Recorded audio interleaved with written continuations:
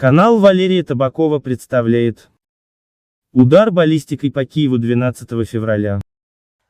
Россия утром ударила по Киеву баллистикой. В столичной военной администрации сообщили о попадании обломков и возгорании в Голосеевском и Подольском районах. В Соломенском начался пожар в нежилом помещении и на крыше девятиэтажки. В Святошинском районе также горела крыша. Пожар ликвидирован. В Оболонском пылали здания на территории промзоны.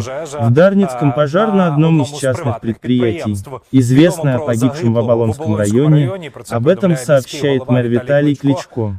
Там также трое пострадавших, в том числе 9-летняя девочка, их госпитализировали. И вблизи одного из мест, где обломки российской баллистики наделали беды, в столице находится корреспондент Игорь Бондаренко. Он в это утро с нами на прямой связи. Игорь, расскажи, какие подробности этого попадания тебе известны, эти последствия за твоей спиной. Итак, какая информация есть на сейчас? Приветствую. У нас есть последняя информация по поводу пострадавших. И, к сожалению, количество пострадавших в Оболонском районе, где мы сейчас и находимся, растет. Уже 4 человека обратились за медицинской помощью. Как ты сказал, один 9-летний ребенок. Всех их госпитализировали. Но думаю, что их может быть больше, поскольку люди продолжают обращаться, вызывать скорую. И уже пошла информация о людях, нуждающихся в помощи психологов из-за стресса. Але більше тут вже пішла інформація про людей, які потребують допомоги психологів через стресс. И одна людина, на жаль, один человек, к сожалению, погиб. Вот мы видим за моей спиной офисное помещение. Оно полностью разбито, нет окон, дверей. И по предварительной информации, охранник этого здания, находившийся на ночном дежурстве, погиб. Есть рядом еще одно здание, тоже офисное, и оно тоже довольно серьезно пострадало. Между этими постройками были и машины, и перед зданием машины они тоже повреждены. Внутри был трактор коммунальщиков, он тоже сгорел. Здесь, кстати, был пожар, и ГСЧники его ликвидировали. Оперативные ДСНСники ликвидировали, Вот мы видим, сейчас там уже полиция. ГСЧС уехала, поскольку они быстро потушили пожар. Рассвело, поэтому мы можем уже развернуться, посмотреть другие повреждения.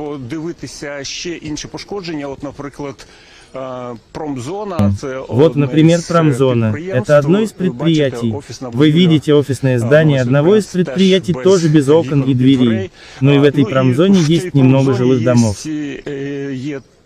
Трохи житлових будинків, от, наприклад, ліворуч, по мою руку, вот, например, слева, по-моему, есть жилая трехэтажка. Здесь люди жаловались на то, что из-за взрывной волны вылетели даже розетки в помещении. Мы уже не говорим о межкомнатных дверях. Мы говорим уже про межкомнатные двери, и вот И вот Ольга, одна из жительниц этого дома, рассказала нам, как она прожила это утро. Без даху и без вікон. Без кровли и без окон. Приехала, окна выбиты, двери, внутри повылетали розетки. А что с крышей? Ее нет, посыпалась крыша. Люди, мужчины просто падали без сознания. Такая взрывная волна была, что падали без сознания. Такая взрывная волна была, что падали без сознания. Это пока вся информация. Это пока вся информация. На эту минуту мы продолжаем работать и информировать вас о утренних рашистских обстрелах. Благодарю тебя за подробности. Корреспонденту Игорю Бондаренко о последствиях утренней ракетной атаки по Киеву стало уже известно об одном погибшем в результате этого российского удара. И удар по Кривому Рогу. Его враг нанес поздно вечером. Взрыв раздался на фоне угрозы баллистики, повреждены многоэтажки. Разрушено учебное заведение. Предварительно прошло без жертв. Рядом с местом попадания развернули штаб помощи. При необходимости жителям выдают материалы для закрытия разбитых окон. А в результате атаки по Никополю пострадала пожилая женщина. По городу и соседним общинам оккупанты били артиллерией и беспилотниками.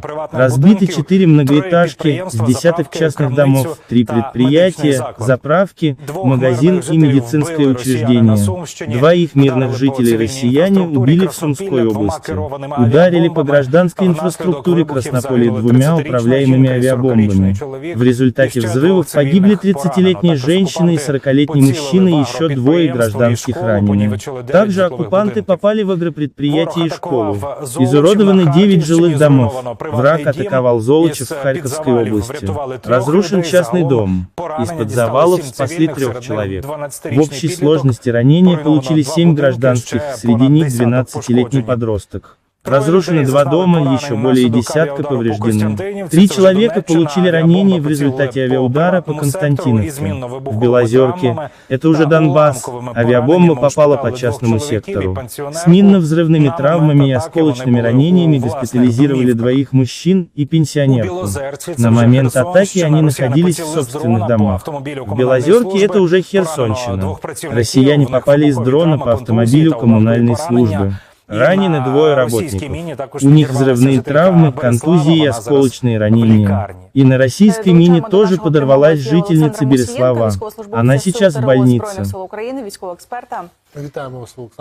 Подключаем к прямому эфиру Александра Мусиенко, военнослужащего сил ТРО Вооруженных сил Украины, военного эксперта. Приветствуем вас, Александр. Приветствую. Раннее утро сегодня было для Киева и для Киевщины. Мы видим, что россияне переходят к такой новой тактике. Они используют такие точечные удары вместо массированных, и кое-кто называет их бессистемными.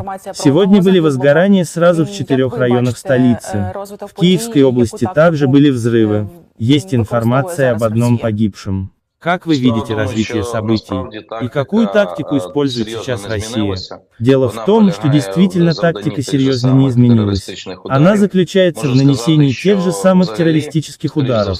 Могу сказать, что вообще, скорее всего, враг планировал нанесение ударов 11 февраля. Вона передбачала б застосування, в тому числі і стратегічної авіації Росії літаків Ту-95. Эта атака должна была быть значительно масштабнее.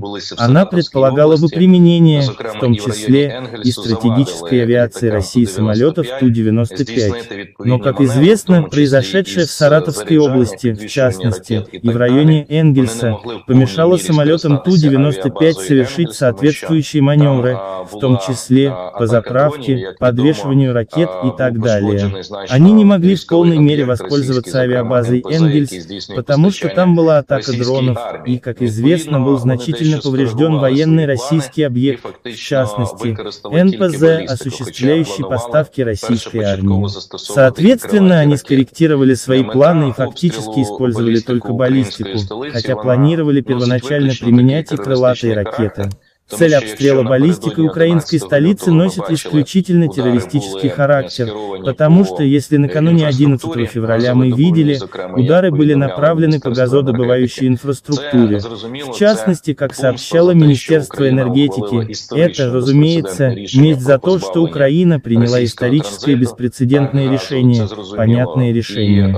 И здесь сейчас по украинской столице, это откровенно такая фактически террористическая цель. Плюс, я думаю, что она направлена больше на геополитическую плоскость. Оценивая эту неделю, которая идет сейчас, и конференция по поддержке Украины в формате «Рамштайн», и Мюнхенская конференция по вопросам безопасности, все это происходит фактически при полной изоляции России, абсолютно заслуженной изоляции. Безусловно, им очень тяжело с этим смириться. Ну а какие еще инструменты у Кремля, чтобы напомнить о себе, кроме как нанести террористические удары? Поэтому они и продолжают это делать.